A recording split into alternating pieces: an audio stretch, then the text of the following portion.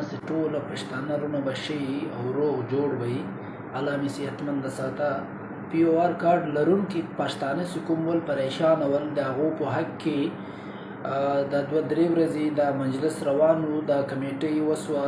په هغه کمیټۍ کې دا خبره وسوه چې کوم روان په جون کې چې د دوی وخت پر کېږي 30 جون پورې، دا خلک به بیا وځي که به څه کوي، نه به عمل درآمد به باندې کېدو. نو د هغو دپاره خوشخبري خبره دا ده چې د پی او آر کارډ دپاره یا ټایم ایکسټینډ کړو 2 کاله مطالبه یې ورته وکوله چې 2 کاله به نور وي او انشاءالله 100% به دا 2 کاله نور هم دلته وي.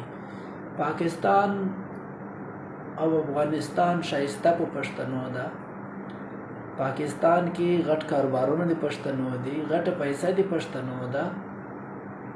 دلته ډېر منجلسونه پښتنو په سر اخیستي دي. پښتون خو د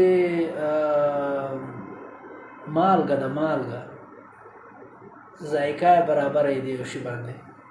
نو پښتنو دپاره د خوشخبري خبره دا ده هغه پښتانه چې پی او آر کارډ لري، رجسټرډ پښتانه دي، کوم چې شی نه لري هغه به خامخا یو څه نه څه، هر ملک یو خپل قانون لري.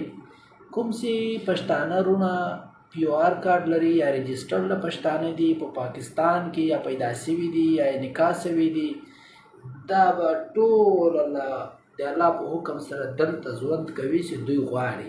هغې نه غوښتل خپله مرضي ده، بیا خو تللی شي، لیکن څوک به داسې نه وي که خدای کول چې رجسټر لري او دوی بیا پسې اخلي یا ځي. امیدونه دغه دي او حالات هم دغه یایي، موجوده حالات انشاءالله فیصلې به د پښتنو په حق کې او قسمت والی به د پښتنو په حق کې فیصلې کوي. نورم په الله سپارم، الله مې خوشحاله او آباده لره. هره پریشاني مې د الله ختمه کړي د ټولو پښتنو. الله حافظ.